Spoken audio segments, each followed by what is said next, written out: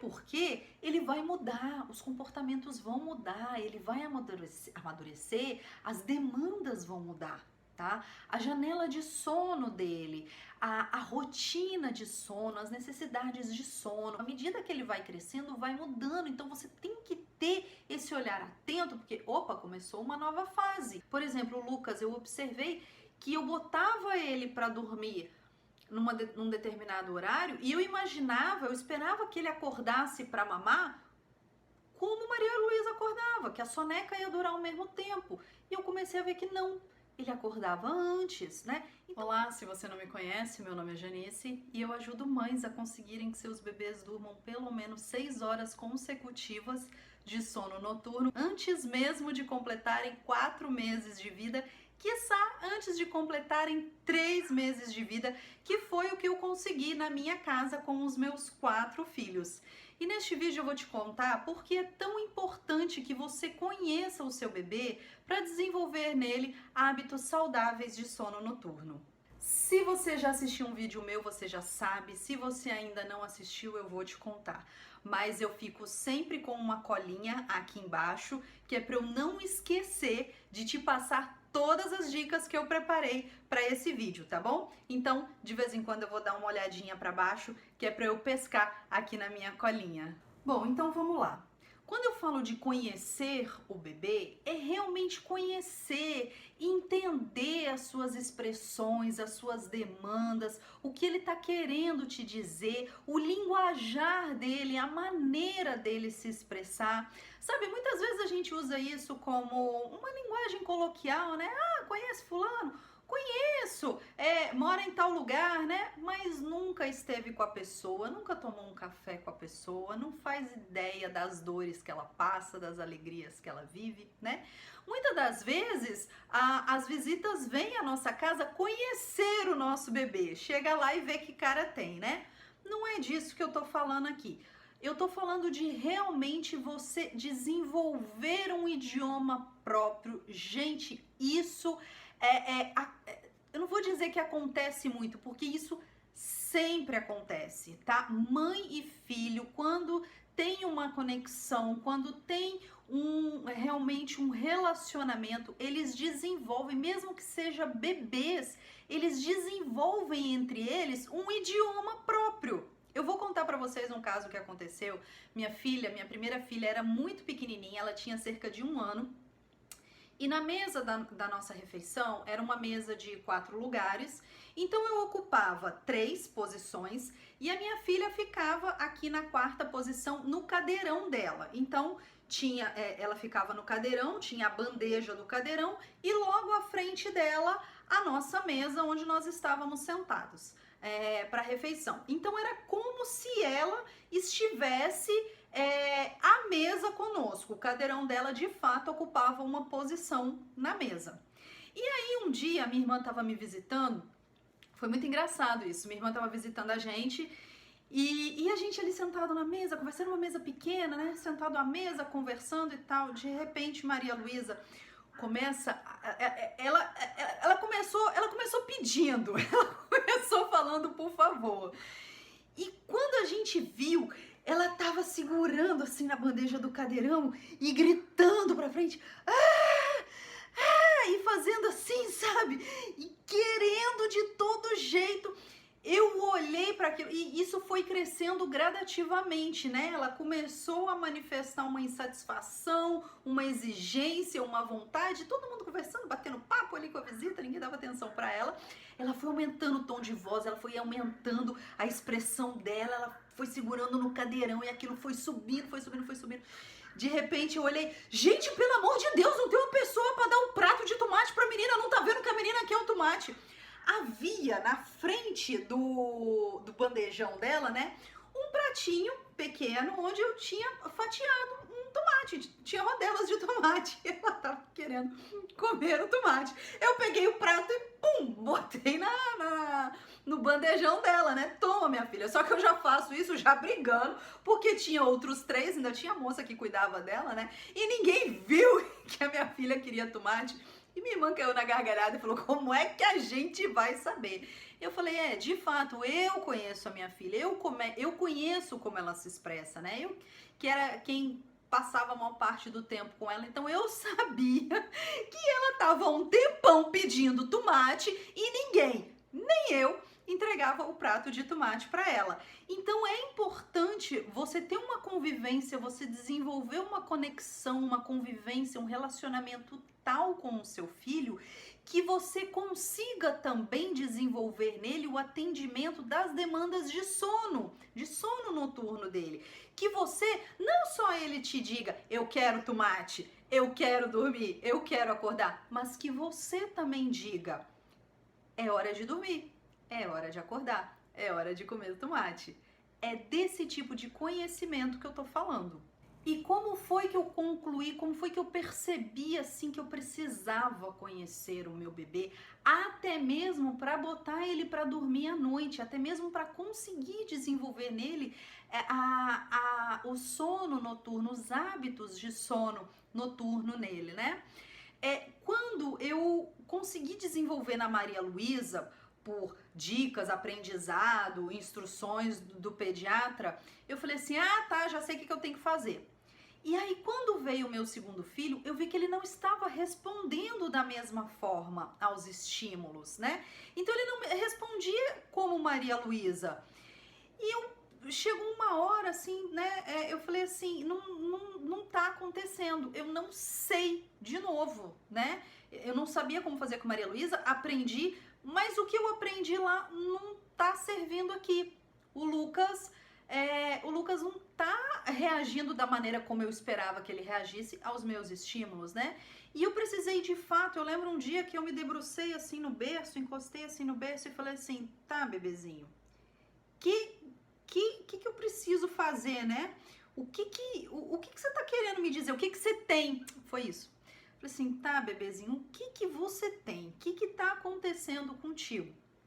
E aí eu precisei observar o choro dele, observar os movimentos dele, testar, né? Às vezes a gente fala, deve ser cólica.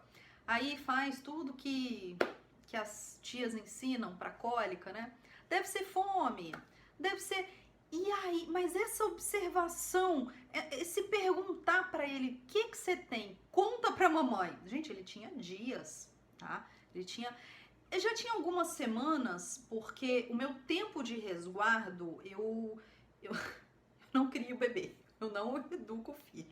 Eu amamento, eu dou banho, eu ponho pra rotar, eu troco, mas assim, eu deixo passar o meu tempo de resguardo e falo assim, agora eu vou virar mãe. Agora eu vou te dar educação na cara. Então aí eu pude ir conhecendo ele, eu fui vendo, falei, ele é diferente. Essa pessoa aqui é diferente. E aí eu pude ir adaptando, né, a minha conexão com ele, essa minha observação, as minhas ações, as decisões que eu tomava, né, para que eu pudesse, então, desenvolver nele a rotina que era necessário, tomar os cuidados necessários para que ele desenvolvesse o sono noturno, os hábitos de sono noturno. E aí, logo de cara, eu vi que ele tinha uma janela de sono menor que a da Maria Luísa. Falei, ele sente fome antes. Ele acorda com fome antes da Maria Luísa. A janela de sono do Lucas, né? A janela, o período entre uma mamada e outra, assim, o momento em que ele acordava com fome, era de mais ou menos 2h30. E, gente, eu não levei mais do que uma semana, 10 dias. Gente, não, eu não levei porque eu tô exagerando, tá? Em 2, 3 dias, você fala assim, cara, ele é diferente. Ele sente fome antes. Ele não sente fome a cada 3 horas, como Maria Luísa. Ele sente fome a cada 2h30. Então eu sabia, eu já olhava, falei, daqui a pouco o Lucas vai acordar, daqui a pouco ele vai, né, ele vai sentir fome. Porque eu observei ele, porque eu tive um olhar atento para ele. O Antônio, por exemplo, o Antônio, logo quando recém-nascido, né, eu observei que ele, por um tempo maior que os outros irmãos, a soneca dele era muito maior que a dos outros irmãos. Ele chegava a dormir. Na verdade, ele mamava, assim como Maria Luísa. Maria Luísa era muito assim também, mas Maria Luísa me dava um pouco de trabalho para mamar. Ela queria dormir direto. O Antônio não, ele queria mamar. Mamava, já vinha para arrotar. Eu tentava, né? Eu colocava, vai que quer arrotar. Eu nunca soube fazer arrotar. Então eu falava assim, de repente ele quer, eu botava pra arrotar, ali ele dormia, ali ele já ia dormindo pro berço. Se precisasse trocar, ele dormia até a próxima mamada. E foi isso, mesmo depois do primeiro mês de vida, sabe? Ele demorou bastante para começar a reduzir. Era até ruim, porque os irmãos queriam brincar com ele, né? Queriam aproveitar, porque já estavam grandinhos os irmãos. O Pedro não, o Pedro tava com 1 ano e pouco, mas Lucas e Maria Luísa já tinham 3, Maria Luísa já tinha 5 anos quando o Antônio nasceu, né? A diferença entre a mais velha e o mais novo. Então ela queria brincar, eu lembro muito bem disso. Ela, mamãe, quando é que a gente vai poder brincar com ele? Eu falei assim, olha, minha filha, vai demorar, só depois que ele fizer aí de 3 a 4 meses, né? Então, na verdade, o Antônio eu observei, foi outra observação minha. O Pedro eu não me lembro muito bem, não marcou, né? Não tem alguma coisa assim que marque. Por exemplo, o Lucas eu vi que a janela de sono era menor. No Antônio eu vi que o período de soneca era muito maior. O Pedro deve ter sido assim mais ou menos normal. Eu agi, ele reagiu, deu certo, funcionou, deu um match e então não teve nada assim que marcasse. Então é muito importante você aprender a observar o bebê para que você possa saber quando é fome, quando é frio, quando é cólica, quando é outra dor, quando é tédio, quando é qualquer outra demanda que ele tenha, para que você possa atender com precisão, para que você possa atender exatamente aquilo que ele está precisando. E isso gera uma conexão muito forte, isso gera um relacionamento muito forte entre mãe e filho. Isso permite o desenvolvimento daquilo que eu chamo de idioma próprio entre os dois. Vocês vão falar uma língua que só vocês dois entendem. Maria Luísa não sabia pronunciar uma palavra, ela só sabia emitir sons. Mas eu sabia que era o tomate que ela queria, ela gostava de tomate. Eu sabia que ela gostava de tomate. E aí é preciso ter paciência, investir tempo, né? Investir às vezes criatividade, né? Eu parava assim, cara, eu já fiz tudo e o bebê continua chorando. Ele tá precisando de alguma coisa que eu não fiz. Filhinho, o que você tem? Fala pra mamãe, o que eu posso fazer? Faz uma oração pro anjo da guarda, né? Do bebê pra te dar um toque ali. Então é importante que se invista nessa observação. Não se distraia com o celular, né? Presta atenção no seu filho, não fique distraído, não distraia ele, tá chorando, dá o celular. Bebê de 10 dias, 20 dias, né? Você não vai conseguir fazer isso. Mas muitas vezes a mãe distrai o bebê, para de chorar. Para de chorar, mas você atendeu, né? Você ouviu, você prestou atenção no que ele te falou, no que ele te contou, no que ele tá querendo te dizer? Muitas das vezes ele vai te apresentar uma demanda que ele tem de sono. Olha, tô cansado, me bota pra dormir, já deu, minha cabeça aqui já tá, né, preciso dormir. Ou, já escureceu, né, já brinquei muito hoje, preciso dormir, amanhã a gente se vê. Ou de despertar, olha, agora eu preciso acordar, brincar, já descansei, me tira daqui, quero sair, quero ver gente, quero conversar. Né? Então, às vezes ele vai fazer essa comunicação com você. Você atender adequadamente dentro daquilo que é o funcionamento normal do organismo dele, dentro daquilo que são hábitos saudáveis para o funcionamento dele, você vai estar estimulando, né? Você vai estar contribuindo para o sono dele, para a saúde de um modo geral, né? Para todos da saúde. Poxa, seu filho tá com fome, você dá comida para ele, você tá contribuindo, né, para o desenvolvimento saudável dele, você tá contribuindo para a nutrição dele, para a saciedade dele, né? Agora, uma outra coisa que pode acontecer se você não conhecer o seu filho, que pode influenciar no sono noturno, é, por exemplo, o seu filho mandar um sinal para você, dar uma dica, mandar uma mensagem falando assim: eu tô cansado, eu quero dar uma descansadinha, eu preciso tirar um cochilinho, e você não atende. Sabe o que acontece? Se o bebê não tem aquela demanda atendida, ele não dá uma descansadinha, então ele acumula irritabilidade. Ele acumula cortisol, o hormônio do alerta, né? Hormônio do estresse. Então ele vai acumulando isso e ele pode ir ficando cada vez mais irritado, chorando cada vez mais. Ele tá tentando te dizer: tá na hora de eu dormir, eu preciso descarregar a bateria das últimas horas, né? Eu preciso descarregar, eu preciso diminuir essa quantidade de cortisol que eu tenho no corpo para poder ter de novo a disposição para novas atividades. E aí você não coloca ele para descansar, ele tá te falando isso, você não coloca, ele vai ficando mais irritado, mais irritado. E aí escurece, chega a hora dele dormir e ele tá com o organismo assim bombando de cortisol acumulado, de irritabilidade, de estresse, porque ele passou horas te falando que ele queria dormir, que ele queria descansar, você não colocou.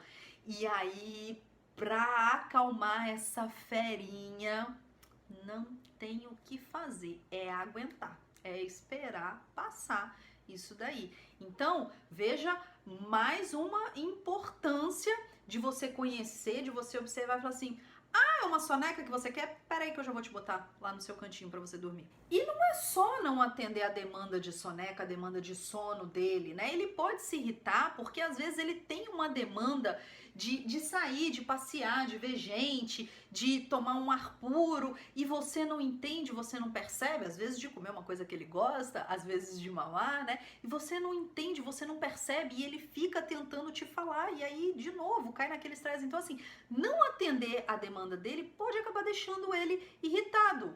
E aí, o que eu observo muito? As mães correm para a internet, as mães correm para os grupos de Facebook. Gente, meu bebê não sei o que, tá chorando e já fiz isso e já fiz aquilo, o que vocês acham que pode ser? Eu falo: mãezinha, quanto tempo você fica olhando para esse comportamento do seu filho? Quantas alternativas você já tentou para entender esse comportamento do seu filho? Né? É muito comum a gente ver nos grupos de mães do Facebook: ah, meu filho é normal? Eu falo assim: cara, observa, ele é normal pra ele? Tá sendo normal? Então, às vezes, fica muito tempo no Facebook, ele diz: ai, meu filho não sei o quê, e não para pra olhar o filho, e não para pra observar o filho, pra entender o que ele tá te falando. Às vezes, corre pra internet pra ter resposta e não sabe nem como fazer a pergunta, não sabe nem o que perguntar, porque não sabe, assim, nem traduzir o que está passando, não sabe nem expressar o que está passando, porque não observa o seu filho, tá? Não tem Google Tradutor nesse idioma próprio que vocês vão desenvolver, não tem Google Tradutor que te fale, que traduza para você. O idioma é entre você, você é a única intérprete da linguagem do seu filho. Só eu poderia interpretar para todas aquelas pessoas que estavam à mesa, falar: a menina quer tomate. Vocês não estão vendo que a menina quer tomate? Não, eles não estavam vendo. Mas eu era a única intérprete, né? Olha, essa frase aqui significa quero tomate. Para isso, é importante que você observe o seu bebê desde a hora que nasce. Até porque ele vai mudar, os comportamentos vão mudar, ele vai amadurecer, as demandas vão mudar. Tá? A janela de sono dele, a rotina de sono, as necessidades de sono, as necessidades de alimentação, à medida que ele vai crescendo, vai mudando. Então você tem que ter esse olhar atento, porque, opa, começou uma nova fase, começaram novas demandas, preciso prestar um atendimento diferente aqui. Então ele deve ser observado por você desde o momento que nasce, né? Como eu falei assim, eu não começava a atuar, a educar, a ensinar para ele. Sim, a gente ensina, filho, bebezinho, a educação começa muito mais cedo do que vocês imaginam. Tá? Então a gente ensina. Eu não começava a ensinar, eu não começava a empenhar esforços antes dos 40 dias de resguardo, porque eu não me sentia forte o suficiente. Não que eu me sentisse logo em seguida. A cesárea acabava um pouco comigo. Mas quando acabava o resguardo, eu falava, agora eu não tenho desculpa.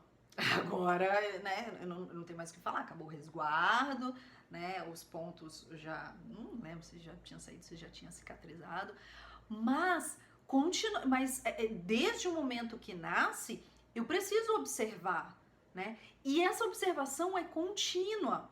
Então, o fato de eu não atuar não quer dizer que eu não estava observando. Eu estava observando, eu sabia o que estava acontecendo, mas eu preferia não tomar a decisão que eu tomaria mais tarde. Então era uma observação que eu falava assim, agora não. Agora a mamãe não tá forte pra mudar esse hábito aqui seu, pra te ensinar como é que se comporta nesse momento, ou pra te atender da maneira que eu acredito que seja a melhor maneira de atender. Então agora vai ser aqui desse jeito enquanto eu tô recuperando do corte, né, da minha cesárea. Mas a observação, ela não para. Por conta desse amadurecimento, a criança tá crescendo. Então eu observo meus filhos até hoje. Então eu vejo que muitas mães erram muito nisso. Não gastam tempo observando o seu filho, brincando com o seu filho, né? Às vezes distrai ele, não permite que ele se expressa.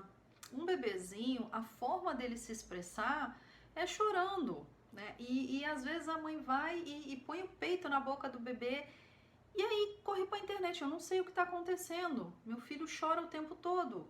Não, não é o tempo todo.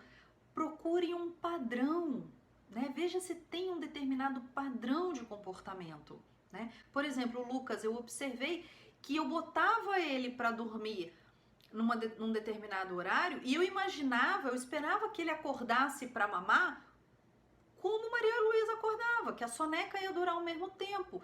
E eu comecei a ver que não, ele acordava antes, né? Então, vá pegando os padrões ao longo do desenvolvimento do seu bebê. Observe, veja quais são os padrões. Não distraia ele com tela, com celular, né? Não se distraia, né? Permita que ele se expresse, permita que ele chore, né? Observa o que está acontecendo. Às vezes, o bebê não chora. Quando o bebê acorda da soneca feliz, ele tá te dizendo alguma coisa. Ó, soneca foi joia, né? Quando o bebê acorda da soneca alegre, satisfeito, ele tá dizendo, beleza, descansei, valeu. Então, gaste tempo com o seu filho e não se distraia você também, né? Põe o bebê no peito, calou, parou de dormir, ou parou de chorar. Passam por uma dificuldade de interpretação da expressão livre demanda. Então, o que acontece? O bebê chorou, põe no peito, calou. Aí a mãe tá aqui, ó, no celular. Então, quer dizer, nem ela presta atenção no bebê, né? Nem o bebê, nem é permitido ao bebê se expressar, porque ele começa a dizer alguma coisa, já põe no peito assim, já entope, né? A boca dele, já enche a boca dele, ele, opa, né? Então nem ele se expressa, nem você observa ele. Então é muito importante que haja entre vocês essa comunicação, essa linguagem não verbal, né? Como eu falei, havia uma linguagem corporal, havia uma expressão da minha filha ali ao buscar o tomate, né? Ela não conseguia pegar, tava lá no meio da mesa e tal, tinha um cadeirão dela, tinha um bandejão dela. Então, havia uma expressão corporal, havia uma expressão facial. É muito importante que você desenvolva esse tipo de linguagem com o seu filho. E não é importante porque eu tô na internet dizendo que é importante, não. É importante até porque é natural. você provavelmente vai ser a pessoa que mais passa tempo com o seu bebê. Então aproveita, troca com ele, observa ele, né? Troca conhecimento, troca expressão, troca mensagens, né? Com ele, convívio, relacionamento. Eu espero que você tenha gostado desse vídeo, eu espero que você tenha entendido quão importante é você conhecer o seu bebê para que você possa atender com precisão as demandas dele, atender quando ele está com sono, quando ele precisa despertar, o momento do sono noturno dele, que horas ele tem que ir para a cama. Eu espero que você tenha entendido e também outras demandas, se alimentar, conviver, se expressar, né? Tudo isso contribui para a saúde de um modo geral do seu bebê, e um bebê saudável é um bebê que dorme melhor. Eu espero que tenha ficado claro, que você tenha entendido, e a gente se vê no próximo vídeo. Até mais!